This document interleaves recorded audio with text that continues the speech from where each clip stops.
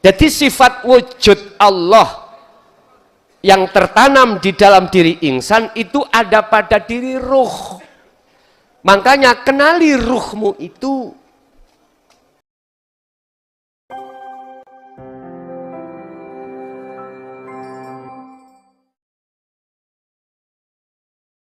Jika Allah ingin mengenalkan dirinya terhadap hambanya, maka Allah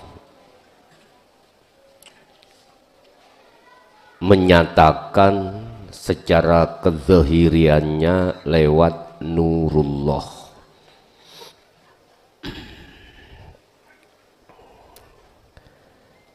Lah di dalam nurullah itu tersebut ada insan, manusia. Jadi wujudnya nurullah itu dunia dan seisinya. Nurullah itu nyatanya Allah. Lah Allah ini bukan nama, bukan sifat, bukan zat. Untuk memperkenalkan dirinya biar dikenal oleh hambanya, maka nyataku Allah tak wujudnya rupa nurullah. Di dalam nurullah itu dunia dan seisinya, tapi nurku iku bukan wujud sejatiku. Biar jenengan tahu padang iki asal songko listrik setrum. Lah setrum menyatakan dirinya biar dikenal oleh manusia di bawah, maka dinyatakanlah wujudnya setrum itu yang berupa cahaya. Lah cahaya itu bukan wujudnya setrum. Seperti ini gak bingung nota? Hah? Bingung no nggih? Aku Allah wujudku biar bisa dikenal oleh hambaku, tak nyatakan, saya nyatakan secara zahiriyah yang berupa nurullah. Nur cahaya, Allah berarti cahaya Allah. Lah wujudnya nurullah, buktine nurullah itu mana sih? Dunia dan seisinya. Tetapi wujudnya nurullah itu bukan wujudku. Asli masih perguruan tinggi bingung. Tidak hanya TK, tidak hanya SD, perguruan tinggi pun mesti bingung. Lah biar nggak bingung, Anda harus sampai pada yang bukan nama, bukan sifat, bukan zat. Sampailah kau ke sana supaya tidak bingung. Kalau cahaya ini bukan wujudnya setrum, biar Anda itu biar tidak gak bingung. Kabelmu udah ikut demoken, pegang. Apa yang terjadi?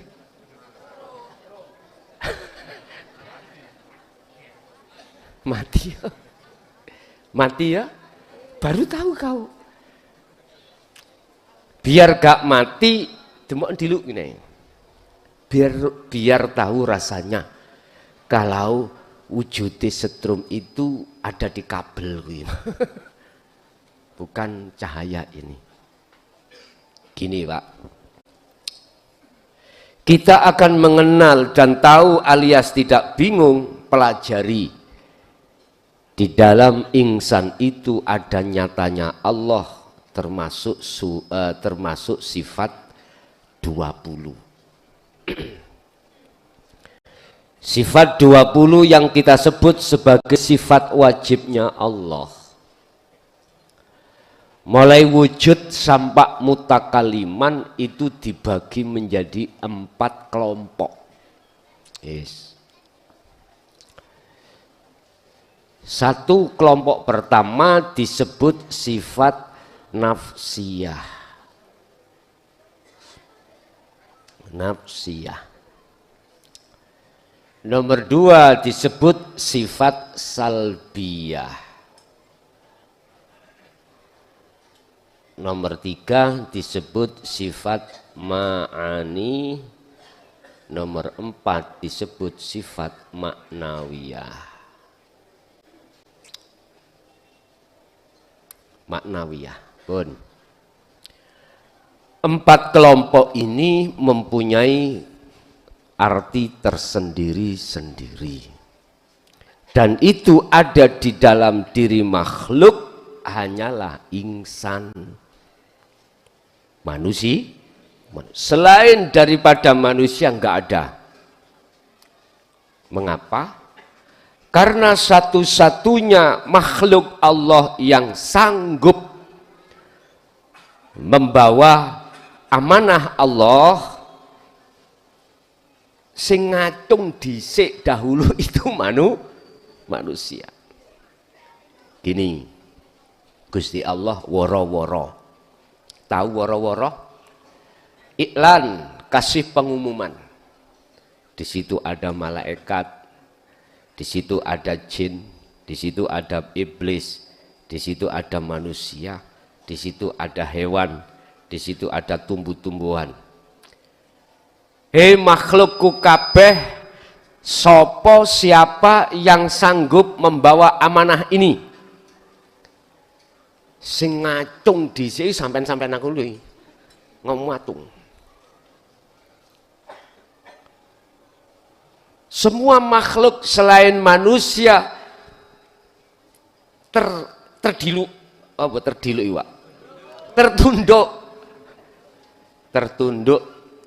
semua enggak ada yang berani ngacung kecuali manusia. Apa amanah yang dimaksud? Wa ma khalaqtul jinna wal insa illa liya'budun. Jin kok katut?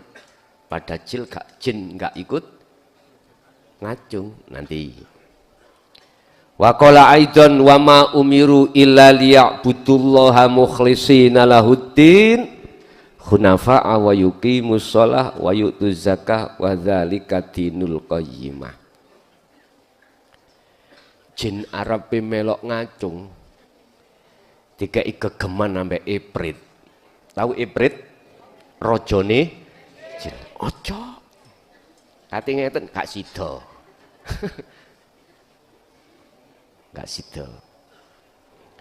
Manusia yang berani untuk membawa amanah, apa amanahnya itu? Akhirnya Allah mohon maaf, dalam satu ayat Allah berkata, woro-woro iki cara zahire durung nyata tapi batine wis nyata, yang namanya makhluk manusia yang disebut Nur Muhammad secara individu. Wa idz qala lil malaikati inni ja'ilum fil ardi khalifah. Loh, ada kaitannya dengan khalifah, pemimpin. Sampai Rasulullah dawuh, setiap diri manusia itu adalah pemimpin. Setiap pemimpin pasti akan dimintai pertanggungjawaban atas apa yang dia pimpin. Maksudnya, jenengan iki duweni kesanggupan, punya kesanggupan, kalau jenengan iki bimbing apa yang ada di dalam diri sampean. Nafsiyah, amarah, lawamah, mutmainnah. Sanggup sampean. sanggup. Bapak Ibu, sehingga dikatakan illa liya'budun wa ma umiru illa liya'budullaha, hanya menyembah Allah. Ruhaniyah kita itu hanya menyembah Allah, walaupun aspek apapun jasmaniyah melakukan, ruhaniyah harus menyembah Allah. Bahasa menyembah ini Bapak Ibu bukan terletak di dalam akhlak istimaiyah ibadatul jawareh saja, enggak. Yang dimaksud menyembah ini, ruh ini tidak menyekutukan Allah, tidak mencari iman selain Allah. Saya mengucapkan Allah, jangan kau larikan ke nama sifat dat, jangan. Saya mengucapkan Allah karena di depan umat Islam itu adalah laisa kamislihi syai'un itu. Ini sing kula maksud. Walaupun secara jasmani sampean itu tidak berdiri rukuk sujud duduk alias sholat miturut umum, jasmaniah sampean beraktivitas apapun, tatkala ruhaniyah Anda bertemu Allah, di situ imannya hanya Allah kemawon, hanya Allah saja, maka itulah yang disebut menyembah. Sebab kalimat menyembah ini disebut benar tatkala yang menyembah sudah tahu dan bertemu siapa yang disembah. Udah. Oleh sebab itu maka Allah meletakkan 20 sifat pada diri Anda supaya Anda mengenali. Inilah sebagai jawaban bahwasanya wa nahru aqrabu ilaihi min hablil warid. Aku, kata Allah, itu lebih dekat daripada urat nadi. Lah inilah yang nantinya kami buka. Mana yang disebut Allah itu lebih dekat daripada urat nadi? Terus mana yang dimaksud Allah dawuh bahwasanya beliau itu juga di dalam dan di luar, di awal dan di akhir? Ini nanti kita kuak. Bahkan di dalam Ikhya beliau nukil dari, kalau nggak salah, hadits qudsi berkata, man arofa nafsahu, barang siapa yang kenal dirinya, faqad arofa robbahu, dia akan kenal Tuhannya. Mengenali dalam diri termasuk tidak terlepas dari sifat 20 ini, sifat wajib pun. Pertama, di dalam diri kita itu ada sifat wajibnya Allah yang disebut nafsiyah. Di dalam sifat nafsiyah itu cuman ada satu sifat. Apa? Wujud. Nah ini wujud. Dalam pandangan syariat ainul basyariyah, mata zahir fisik ini yang disebut wujud ya ngeten iki. Nggih. Ini pandangan syariat. Sekalipun itu perkara yang diwujudkan itu disebut wujud. Padahal eksistensinya Allah itu wujudnya atas dirinya sendiri. Kalau kita wujudnya diwujudkan Allah. Paham ya? Wis tak runtute. Jikalau jenengan ini kita manusia wujudnya sebab diwujudkan Allah, berarti kita tidak punya hak mengakui sifat wujud. Nek sik ngelu tak kaya kurma amen mengki. Cek cerdas. Mboten cek ni paham tak kemai kurma. Engko lak kurma ni metu. Saya ulang. Eksistensi kewujudan Allah Mbah ngerti eksistensi? Mbah ngerti? Aku yo gak ngerti ya. Napa? Keberadaan. Ah ya lagi. Aku lagi kenali mau. Keberadaan Allah atas kewujudannya itu atas dirinya sendiri. Pemahaman ini. Sel yang ada di nutfah, ini loh Pak yang disebut Nur Muhammad itu. Sel-sel yang ada di nutfah, nutfah itu mani, ya tak? Itulah yang disebut Nur Muhammad. Karena siapa? Ini nanti yang kami sebut sebagai ruh, bahasa gampangannya gitu. Sehingga kita melihat dengan mata telanjang kita tidak tahu. Mungkin di dunia kedokteran bisa dilihat dengan sebuah alat mungkin yang namanya mikroskop. Mbah mikroskop itu genteng, dikai kaca niku lho mikroskop. Pun paham Mbah nggih? Nggih. Lah wonten nanten griya sampe ana genteng terus dibolongi diweni kaca. Bunder nggih niku mikroskop wis ngoten mawon, gak bingung-bingung Mbah. Itu nanti akan terdeteksi, terlihat. Namun tidak bisa tahu sejatinya wujudnya piye, paling blendung bintik ngaten. Inilah Bapak Ibu yang kusebut Nur Muhammad. Hanya dengan inilah adanya dirinya itu, nggih mohon maaf. Kalau bahasa hakikatnya sifat wujudnya Allah tanpa ada yang mengadakan. Karena dirinya sendiri. Sampeyan ojo tarik ning syariat. Nek sampeyan tarik ning syariat lah Allah endi ngono. Jari iku katanya itu datangnya sendiri.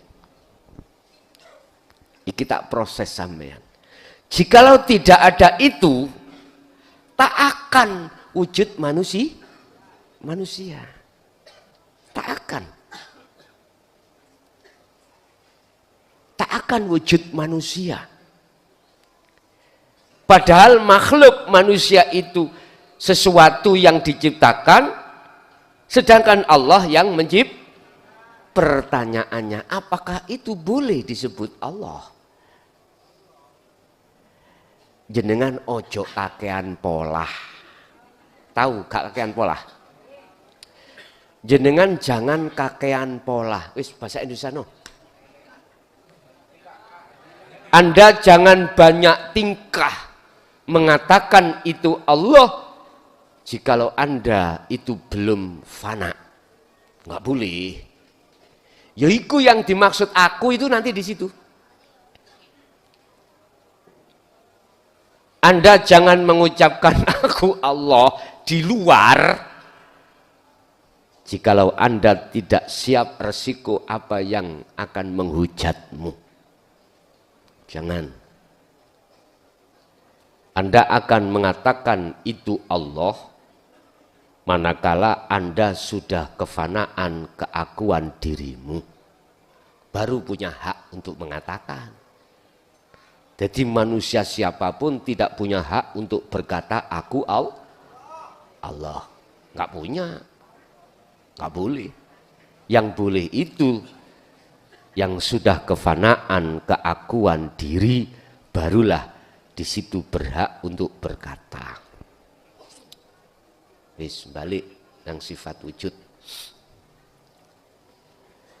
Sifat wujudnya Allah itu ditampilkan terhadap diri insan. Ojo kondo-kondo. Ya roh itu.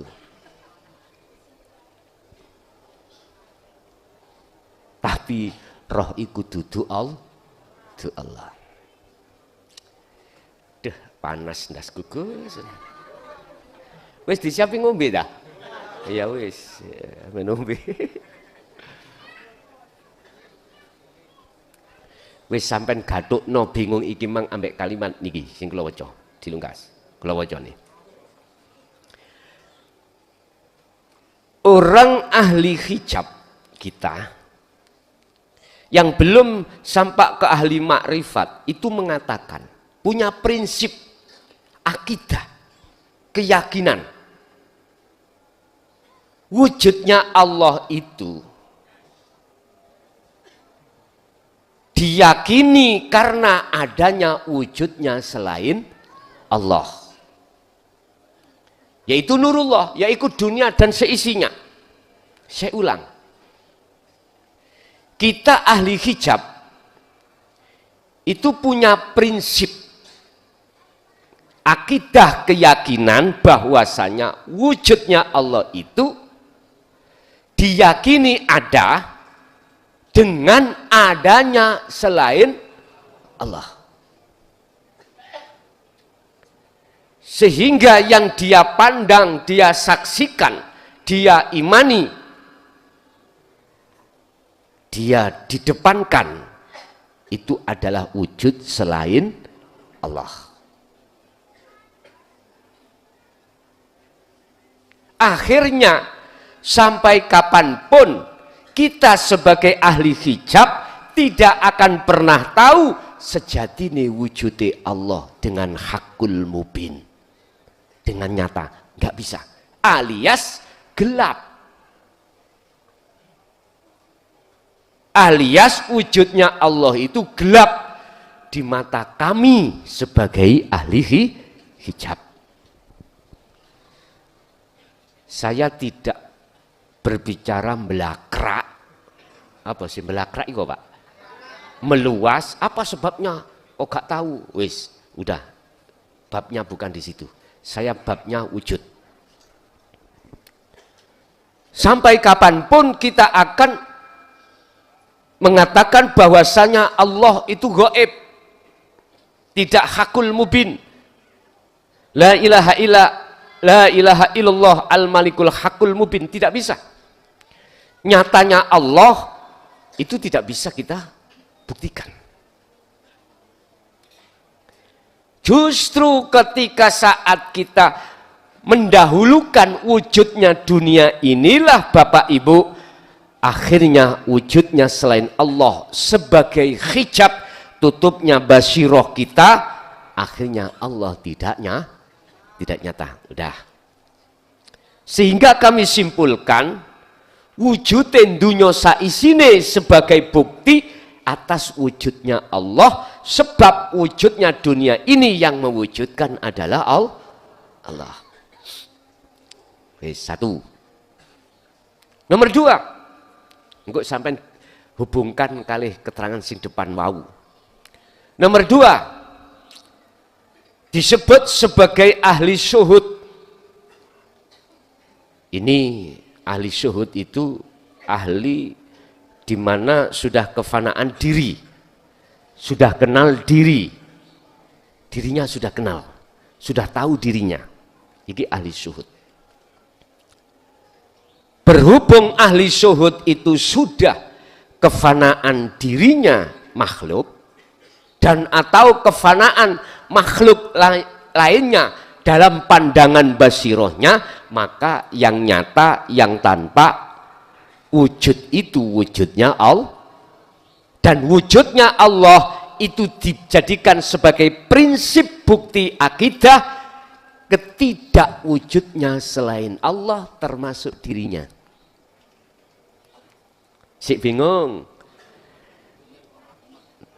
sik mumet ngicak, umbi kopi mon cak. Umbi kopi mon sik.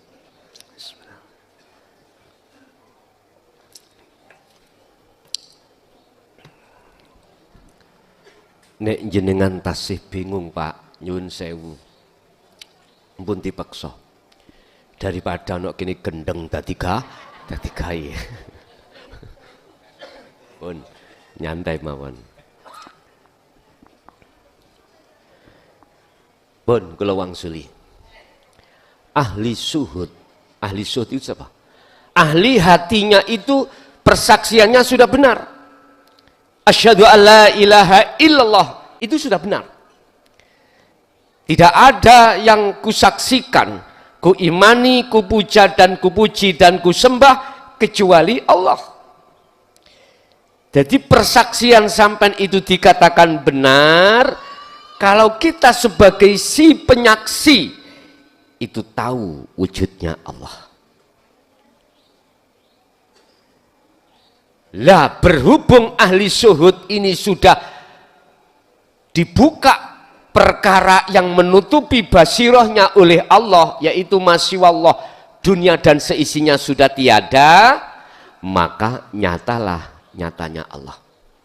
Kalau sudah ahli syuhud ini sudah di situ, maka dia akan memakai burhan atau dalil bahwasanya nyatanya wujudnya Allah itu sebagai bukti atas ketidaknyatanya wujudnya selain. Nek sih bengong wis ngadep nang ngarep. Iki lah kosong Pak ya. Niki kosong. Mengapa kita mengatakan ini kosong? Sehingga kita mengatakan tidak wujud. Justru malah kita mengatakan ini yang wujud. Tembok, pokoknya makhluk itu semuanya itu wujud. Mengapa kita katakan iki kosong? Karena kita tidak tahu ini. Mengapa kita mengatakan tidak tahu ini? Karena kita melihatnya ini. Ketika kita melihat ini, akal yang kita buat, yang kita jadikan pedoman akidah ini, maka ini gak nyata. Akhirnya kita mengatakan kosong. Wis, ben gak mumet melih. Niki korean. Tak tutupi kupeluk. Benterno lampune niki. Selama belum dibuka, nggak akan nyata wujudnya korean. Meripat sampen kali 2. Kurang terima kayak ono kene merentul. Selama kupluk iki gak dibuka, nggak akan nyata wujudnya korek. Isi bingung? Mulai cair iki. Mari mangan kurma imang.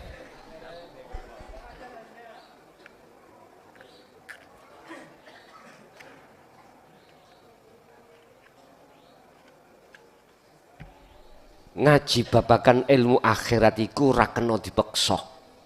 Enggak boleh dipaksa. Nyantai mawon. Makanya enggak apa-apa sampean rokokan, sampean ngopi, sampean opo. Terserah. Ibu sing biasa rokokan, sampean rokokan Bu, gak usah sini-sini. Lu ada loh, tahun berapa itu ada jamaah yang perempuan yang perokok. Gak usah malu-malu. Rokok aja. Enggak ada masalah. Tapi Anda jangan coba-coba kalau ngaji ilmu dunia, syariat, rokokan, digemplang sandal ambean. Betul nangsal. Jangankan merokok, menjatuhkan pulpen aja nggak boleh kok. Betul. Bon. Inilah gambaran kita sebagai ahli hijab. Kita sudah yakin lewat Al-Quran yang disampaikan para alim bahwasanya dunia dan seisinya umat Islam ini makhluk yang menciptakan adalah Allah. Wis yakin. Oke. Sama dengan ini. Jenengan saya kasih tahu, Pak, Bu, di dalam kupluk iki ada korean. Nyambut korean liyo ya. Ya gak buka niki kula. Amin. Nggih.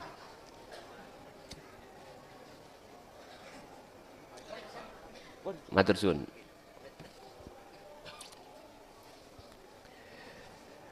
Yun sewu. Iman kita dididik lewat tauhid la ilaha illallah. Saya kasih tahu jenengan, Pak, Bu, di dalam kopiah ini ada korean. Pak, Bu, tidak ada Tuhan yang wajib kita sembah kecuali Allah. Jenengan sudah percaya? Sudah. Terus saya tuntut jenengan, Allah yang mana yang ku maksud? Korean yang mana yang ku maksud tadi? Pertanyaan saya, masihkah jenengan ini berhenti di dalam iman yang katanya?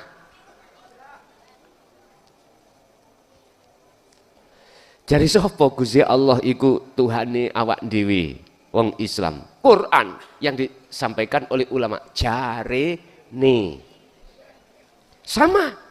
Kata siapa kau kalau di dalam kopiah ini ada Korean? Katamu klason.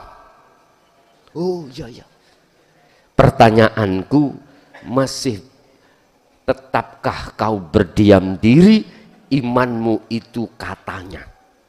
Terserah jenengan.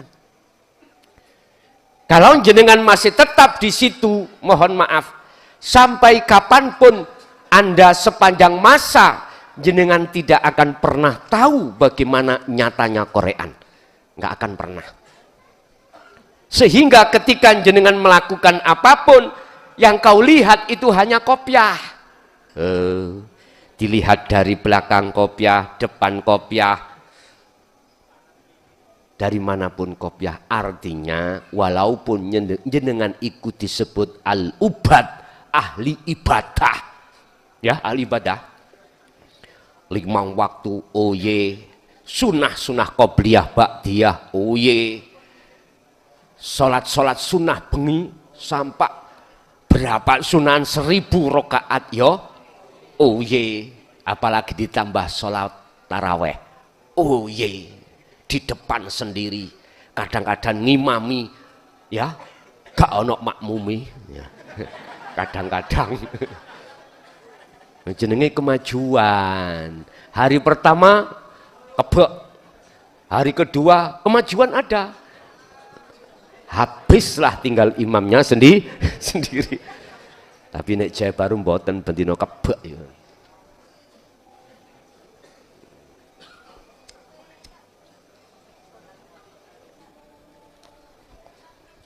Pun ini harus kita ungkap, kita kuat di belakang, di balik daripada kopiah itu mana sih wujudnya?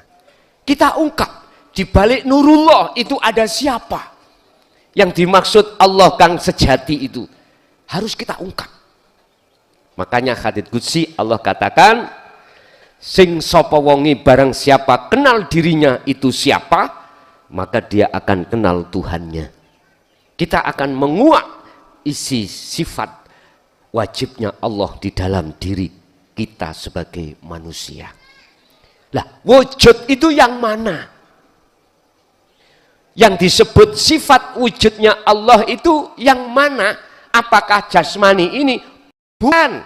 Mana? Ruh dalam dirimu. Wis gak apa-apa. Kemarin dulu itu kayak perdebatan ulama syariat sampai ulama tasawuf. Tapi sampun klarifikasi, saya gak menyebut siapanya ya. Satu yang mengatakan bahwasanya ruh itu makhluk, dalile yo eneng, dalile yo ono. Memakai kalimat kholako. Ning Quran memakai kholako. Berarti ruh itu sifatnya yang diciptakan, berarti ruh itu makhluk. Ulama ahli tasawuf mengatakan bukan makhluk. Punya dasar, punya wanafaktu dan kutiukan ruhku. Nah, wis mulai ndase iki pecah iki. Kutiupkan ruhku, padahal Allahu bila ruhin, Allah tanpa nganggo ruh. Allah iku tanpa roh. Wujudnya Allah iku gak katik roh kayak sampean kali kula. Supaya apa? Ana bedane nek makhluk iku biruhin, nek Allah iku bila ruhin. Sampean dibujuki ngandel ya. Jadi sifat wujud Allah yang tertanam di dalam diri insan itu ada pada diri ruh. Makanya kenali ruhmu itu. kenali. Ruh iku ya apa sih? Nyun sewu. Istilah bahasa ruh itu ada dua rupa. Satu ar-ruh al-haq. Satu ar-ruh bila hak. Lah bila hak iku berarti yang bukan asli wajah ruh. Sehingga Allah katakan dalam satu ayat, ulaika, mereka iku kal an'am, rupanya kal an'am seperti kilpat. Sikil papat. Sopo sikil, opo sikil? Sikil papat itu siapa? Yaitu dirimu itu yang mbak-mbek itu. Bahkan balhum adol, ulaika kal an'am balhum adol. Itu sebetulnya sifat, Pak. Sifat karakter diri kita sebagai manusia, wujudnya ruh itu seperti hewan, yaiku mau. Sesuk lah jenengan nek Gusti pas waktu sampai dikiri sirul asr sudah mancep, terus Gusti Allah buka kasab jenengan sampai ndelok wong sing sipate iku mang nyun sewu jahat, sifate iku mau sifat jelek iku sik melekat mboten rupa menungso deh, bisa kirik guguk ya, pokoknya khayawan. Ini pernah terjadi terhadap kakanda saya ipar. Mungkin jenengan yang daerah Pasuruan kenal. Saudara saya itu semuanya 12. Akeh. Ngoten nggih. Wong biyen nggih. Makanya saya sendiri paling tidak harus 25 gitu. Jika kalah mek wong tua. Saudara saya yang pertama, lu gampang Pak, 25 gampang. Sampai wis kekitung piro iki? Lah lebih dari 25 to niki. Nek urusan anak kandung gampang, kepingin 25 gampang. Wong sak celotan iku ribu-ribuan kok nggih to? Kala-kala yang ngomong orang besar. Sing durung balik ojo rungokno lho ya. Nah, balik. Ini kakak saya yang barep, apa bahasa Indonesia barep? Yang pertama itu perempuan. Itu dinikah putrane Mbah Urip. Tepatnya di desa Kecamatan Rembang, desa apa Pak? Pekoren lagi. Celukane bapak iku Mbah Urip. Punya anak pertama itu ada anak yang namanya jenengan nek tepang iku celukane Mbah Dul. Muhin. Kenal nggih? Kiai Muhaimin, Abdullah Muhaimin. Panggilannya kadang ono sing manggil Mbah Dul, Gus Muhin. Nah. Ya ini punya adik namanya Khazinatul Asror. Itu dipek mantu abah. Dipek mantu abah, orang dulu lho, ya ora eneng pacaran toh. Digathukno ngoten. Wong tua, orang tua sama orang tua, des ngoten nggih. Anak iku wis gak ngerti apa-apa. Lah, ketepatan beliau itu dibuka kasyaf dening Allah. Ketika masuk masjid tidak rupa manusia. Badannya badan manusia tapi berkepala macam-macam. Intine hewan. Akhirnya enggak jadi Jumatan, pulang ditanya Abah, "Ana apa Zen? Kowe kok gak Jumatan?" "Niku wau lho kok yo. Tiang-tiang mboten rupa tiang, bukan tiang niki lho ya. Orang-orang bukan rupa manusia tapi rupa hewan." Oh, berarti maksudnya iku Pak, sifat karakter kita ketika sholat itu, sifat kita masih muncul sifat yang celah. Ada yang berkepala ular, ulo nih loh, ular, macem-macem. Artinya bagi siapapun kita yang belum kenal dirinya, pasti karakter sifat kita seperti hewan. Tapi aku gak ngomong jenengan hewan kabeh, ora ya, mboten.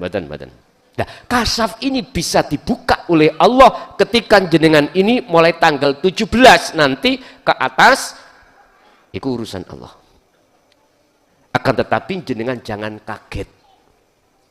Pokoknya jangan takut, jangan kaget, wis ngoten mawon. Bagi jenengan yang dibukakan pintu mukasyafah. Ingat pendidikan tadi sore.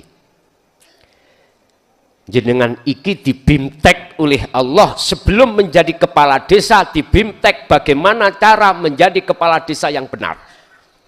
Sebelum jenengan ini nanti di rumah dijadikan Allah sebagai guru akhirat, jenengan dibimtek oleh Allah terlebih dulu bagaimana cara jenengan ini tugasnya sebagai guru akhirat terhadap santri-santri panjenengan. Makanya tadi yang belum mendengarkan, kami harap siaran tunda jenengan buka. Ada 7 kalau enggak salah atau 8 tugas kita sebagai guru akhirat.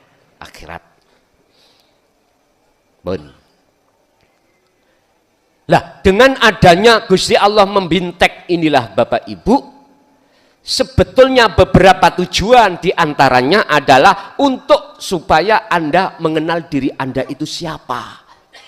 Ruhaniyahnya, bukan jasmania. Siapa sih saya ini? Bukan jasmania, tapi ruhaniyah. Dengan begitu Anda akan paham nanti bagaimana sih sifat wujudnya Allah yang ada pada diri manusia, itu kami sebut wahwa ar-ruh. Ruh itu.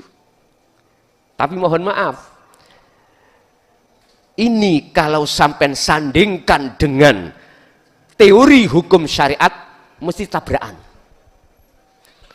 Karena hukum syariat itu mengatakan ruh adalah makhluk dan ini juga ada hujjah. Dalilnya ning Quran. Allahu khalaqakum wa ma ta'malun. Jelas. Sepanjang itu tidak kekal, itu disebut makhluk. Termasuk ruh. Dikatakan tidak kekal, di dunia ini pasti akan mati. Tapi ulama ahli tasawuf mengatakan ruh itu kekal. Ruh itu kekal. Padahal sing kekal iku Allah. Lah kok ana surga khalidina fiha abada. Lah ngoten ta? Lah siapa di dalam surga itu? Katanya selain Allah tidak nek dipikir memang ngaji iki ya bingung, Pak. Oleh bingung sebab jenengan kali kula sudah kadung ke doktrin dengan sesuatu yang aslinya tidak wujud, wujudnya wujudkan. Niki ngarakno munyer. Kegandolan iki lho, Pak. Kegandolan makhluk iki lho ngarakno kita itu isih bingung. Sehingga keimanan kita belum bisa ke ihsan. Keimanan kita belum bisa ke ihsan di ainul basyirah. Dereng saged belum bisa. Sebab keimanan kita berhenti katanya. Lah, untuk supaya tidak katanya, akhirnya kita dikenalkan tauhid la ilaha illa anta. Dihadapkan di depan panjenengan. Wujudnya Allah dihadapkan di hadapan depan panjenengan.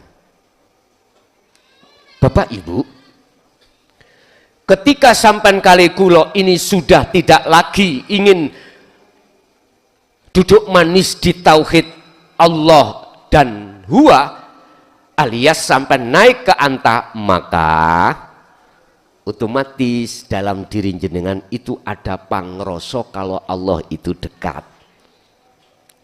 Iman sampean itu ada satu kerinduan untuk bertemu pada korean yang sebetulnya.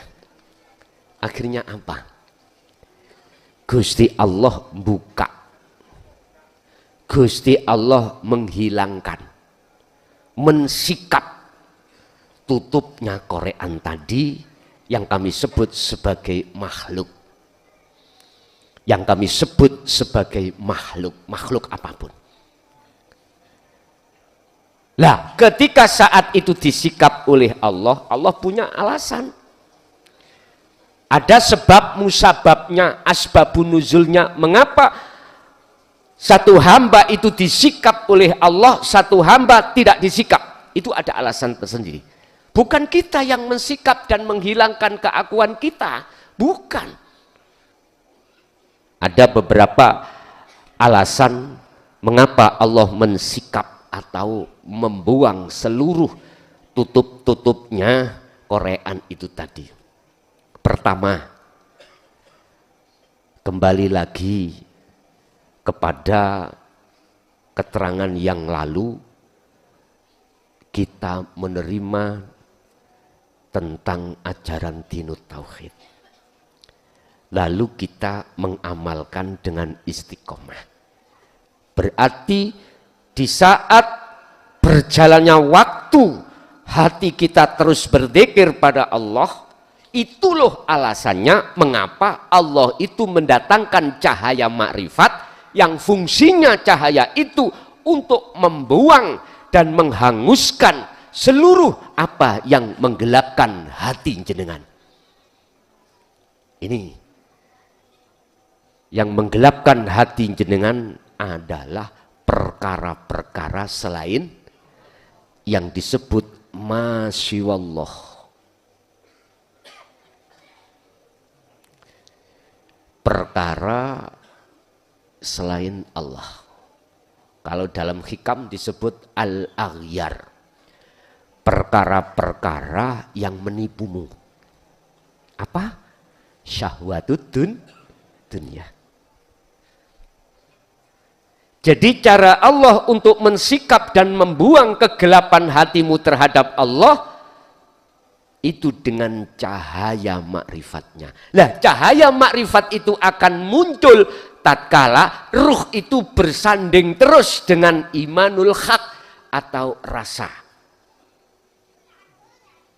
Yang rasa itu muncul dari zikir sirul asrar. Terus digambarkan gini. Ati jenengan selalu mengasah su'aul basyirah, merasakan, mengimankan bahwasanya tidak ada sesuatu kecuali Allah itu yang berperan dalam segala aspek apapun, sambil hati jenengan mengucapkan Allah, Allah begitu terus, maka cahaya makrifat itulah yang didatangkan. Kalau di dalam kitab hikam, cahaya makrifat yang di dalam Al-Quran disebut nurun ala nurin, dalam kitab Al-Hikam disebut warid. Apa warid itu? Malaikat yang diutus Allah membawa wahyu langsung di dalam hatimu untuk mengusir hawa nafsu. Yang hawa nafsu itu menjajah hatimu dengan kesenangan dunia. Nah, ketika itu sudah masuk warid itu, maka terusirlah semua apa perkara yang menggelapkan hatimu. Akhirnya nyatalah Allah. Kublu dipundhut, nyatalah korek umpama. Ya ini sing kula maksud ketika su'aul basyirah di dalam dzikir sirul asr naik ke ainul basyirah, maka otomatis hakul basyirah menyatakan nyuwun sewu, yo aku iki Allah. Akhirnya disebut fana'u dzikri di dalam ayat la ilaha illa ana. Kalau sudah sampai di sini, mungkinkah jenengan bisa ditipu nafsu, nafsu mengatakan, apakah ini onde-onde? Halo? Percaya sampai tak kandani ini onde-onde? Enggak bisa. Imanmu nanti akan nyata wujudnya Allah. Sehingga ketika nafsu mengatakan, menggerakkan hatimu untuk beriman yang ngaji, iku mukhlason makhluk, enggak percaya. Bahasamu di dalam apabila dikeluarkan, ndak sing dadi guruku iku Allah. Yo aku iki Allah. Berarti kalau di situ mana bedanya murid dan guru? Enggak ada, bos. Enggak ada. Sing mulang ya Allah, sing diulang ya wis. Nek ngene iki wis wanteng. Mesti siapapun golongan kita ahli hijab mengatakan ulaika majnunun. Kamu adalah berarti jenengan rene iku dicetak dadi wong wis nek sampean gak gelem muli ora apa-apa. Buyar ya buyar ngoten mawon.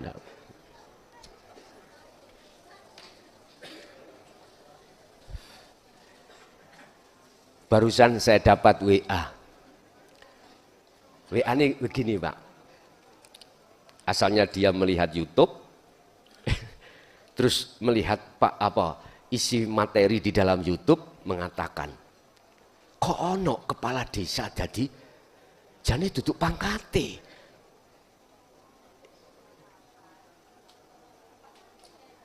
Tak jawab, kolo-kolo Gusti Allah ikut dadi kepala. Kolo-kolo ya dadi Pak RT, Pak RW. Tambah bingung. Mari tak jawab kayak ngoten. Wis, monggo mengkilak sampean akhirnya mboten bingung kok. Pun kembali. Kalau Allah sudah nyata atas kewujudan dirimu, maka dirimulah yang dikelompokkan Allah sebagai golongan ala inna auliya Allah. Kalau bahasa kitab disebut sebagai ahli syuhud. Dikatakan ahli syuhud, persaksiamu sudah benar. Allah yang nyata, bukan Allah abal. Gini ini saya boleh teringat, Pak. Jenengan sinten sing daerah Kediri ya, yang pernah jadi santrinya Mbah Khozin Pondok Ringin Agung, mungkin bisa ngacung Kediri. Jenengan pasti kenal kalau wilayah Kediri yang pernah masuk di dalam pondok pesantren Ringin Agung. Pas tanggal 15 Syawal, Pak, mantun asar, saya itu rawuh utawa tabarukan terhadap beliaunya. Ketepatan saya ada di Sumbersari, zaman Kelut, berarti Blitar, tahun 90. Ingat nggih? Wong Blitar, tahun 90 ada Kelut. Saya bertanya kepada beliaunya. Saya ketepatan itu ada di Pondok Darussalam, di dusun Sumbersari. Kalau dari Ringin Agung itu sekitar 2-3 kilo. Kalau diukur dari sawah pondoknya itu. Saya tabarukan terhadap beliau untuk menanyakan sesuatu yang berkenaan dengan sifat wujud Allah. Mbah, derek tangklet, saya ingin bertanya. Padahal santri ini ribuan gak ono sing wani nih, Pak. Takok sing model koyo ngene mboten ono. Wujudnya Allah itu bagaimana? Saya tanya begitu. Jawaban simbah niku, saya husnudzon tidak marah. Walaupun secara lisan beliau mengatakan diancok. Beliau hak, saya dipisui seperti itu. Banyak tamu-tamu santrinya. Mungkin santri-santri ini iku nganggap iku wong gendeng tekon ndi ngono. Sebab nggak ada yang boleh tanya, Pak. Nggak ada yang boleh tanya. Oleh karena saya dapat PR dari para masyayikh, ketika sebelum tahun 90 di Tambak Beras, mungkin Jombang ada yang kenal Mbah Najib, Pondok Pesantren Tambak Beras. Saya itu dikasih PR oleh Abah harus mendekati beliaunya. Pada saat itu di Tambak Beras nggak ada pengajian tasawuf, nggak ada. Kalau nggak salah saya masuk di Tambak Beras itu tahun 87. Saya disuruh mepet terhadap Mbah Najib. Mbah Najib itu putranya Mbah Hasbullah. Mbah Hasbullah itu masih ada tedak turun atau saudara dengan Mbah Hashim Asy'ari yang ada di Tebu Ireng. Saya setiap malam itu jenenge santri nyolongan, Pak. Nyolong ilmu maksud saya. Ku beranikan diri untuk pertama dekat-dekat mbuh juga igodong apa piye. Pada waktu beliau itu punya mobil kotak. Mobil kotak. Cara sakniki niku yes kol kotak niki lho, Pak. Napa niku? Jadi kula lap-lapi, padahal saya bukan pernah, artinya bukan tukang lap, cuman lewat seperti itu mungkin kalau nanti dipanggil. Delalah iya. Akhirnya naik derajat. Dikongkon mijeti. Lah naik derajat apa itu? Ya, lah. Dengan cara begitu akhirnya saya bertanya dan beliau kaget. Pertanyaan saya itu oleh karena dapat amanah dari Abah, ya akhirnya tanya, abahmu jenenge sapa? Akhirnya saya katakan, oh ya. Akhirnya wah iki lancar iki, Pak. Alhamdulillah lancar. Tanpa sepengetahuan pengurus bahkan santri ribuan Tambak Beras nggak ada yang tahu. Akhirnya Bapak Ibu kembali kepada cerita Mbah Khozin, dawuh kok bengi lengger rinio jam 12 bengi. Oh, nggih Mbah. Tapi kudu mlaku lewat sawah. Tek ngoten kula. Padahal ada jalan yang lebih baik dikongkon berasak sawah iki piye? Bahasa akal gak dicokot ulo anggo. Terus lagian nanti nggak rusak jalannya. Apa sawah-sawah iki, waduh.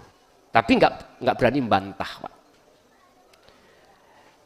Saya punya teman pada saat itu di Krian. Mungkin jenengan itu kenal di Sumberjo. Namanya Gus Khozin.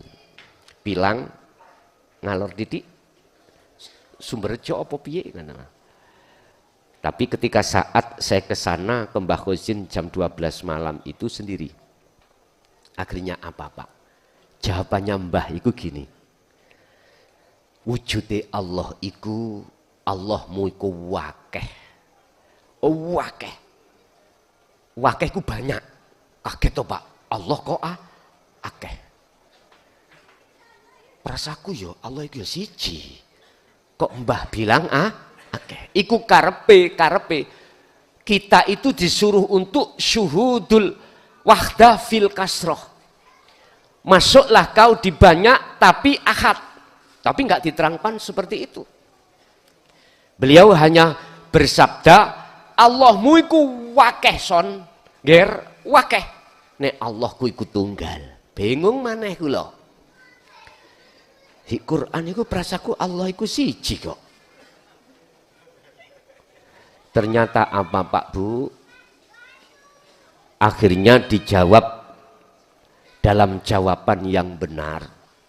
Ahli hijab kita ini ketika saya meyakini bahwasanya rasa pahit itu dari kopi, maka Allahku rupa kopi. Ketika saat mohon maaf saya beriman bahwasanya yang melayani saya adalah istri, maka istri iku menjadi Allahku.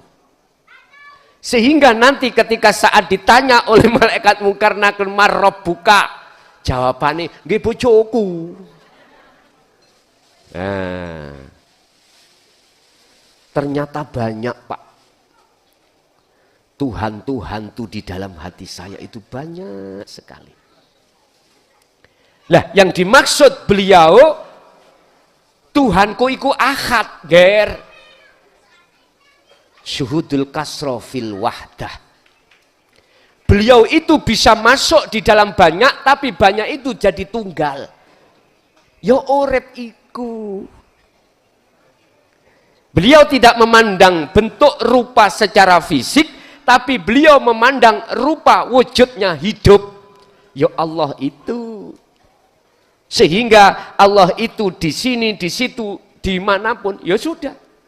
Oh ternyata begitu. Tapi sebelum mendapatkan hal yang seperti itu sudah pantas kalau dipisui.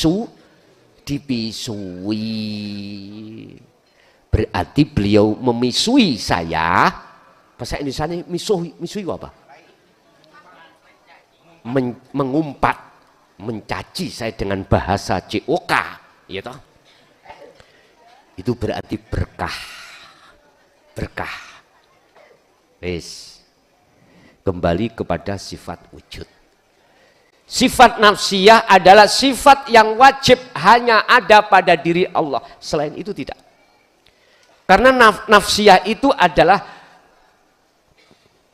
apa? Sesuatu yang bermakna tunggal. Nggak ada yang lain. Sehingga dikatakan sifat nafsiyah itu hanya wujud. Lah wujudnya Allah itu, kalau boleh saya katakan, mengikuti ulama akhirat itu, bahwasanya ruh itu bukan makhluk. Tapi syaratnya, kalau ruh itu bukan makhluk, jenengan ini wajib untuk melakukan proses untuk menafikan diri terlebih dahulu, baru berhak mengatakan aku. Sik bingung Pak? Begini Pak ya. Kita kalau masih di ilmu masih goyang. Masih goyang. Letak kebenarannya di mana? Masih goyang Pak. Karena beberapa alasan. Alasan pertama, kita sudah kadung didoktrin. Mulai sejak kecil di dalam tauhid la ilaha illallah dan wahwa. Jadi angan-angan aja. Nanti jenengan itu tidak akan pernah goyah manakala sudah sampai di hakul basyiroh. Hakul basyiroh itu ya tadi coro korean, tutupnya sudah disikap. Udah, nggak bisa kita mengatakan selain korean. Nggak bisa. Nanti kita tidak akan pernah hati kita mengatakan selain Allah itu ada, nggak pernah. Nggak bisa. Siapa yang ngaji? Mukhlason, nggak bisa. Pasti jenengan nggak bisa. Karena yang tampak, yang nyata bukan mukhlason makhluk. Mukhlason bahasa dohiriyah. Tapi yang tampak dan nyata adalah hidup itu pada diri Anda. Terus baru gak bingung tentang mriku. Sedangkan apa yang kusampaikan ini masih sebatas lah, rapopo Pak jenengan iki bingung dulu, nggak popo. Memangnya ilmu itu membingungkan. Tapi nanti kalau jenengan sudah praktek khusus bagi pemula, mulai tanggal 17 nanti ke atas sampai niku cek mboten bingung tatkala Allah mensikap kopiah tadi. Mensikap selain Allah dalam diri jenengan, cek mboten kaget lan bingung. Kula niki tansaya suwe, semakin lama kok merasa sudah tidak ada, kosong dan ngeblank terus. Gus bagaimana ini? Rasain lu gini. Akhirnya jawabnya itu memang proses kefanaan diri. Jenengan ketika dioperasi Pak Dokter punya penyakit kanker. Terlebih dulu jenengan disuntik patiroso mboten? Gitu. Terus ketika bios ini namanya, bios itu sifatnya supaya jenengan tidak terasa sakit.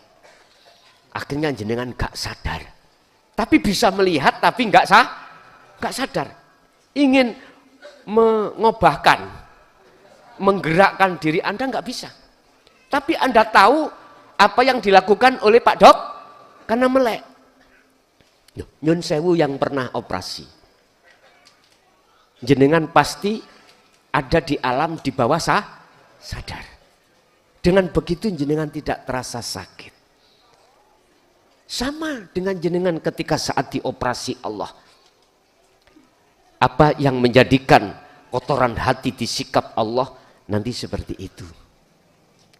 Urusan Pak Dokter oleh ngoperasi kebablasan, misalnya, ya sudah waktunya.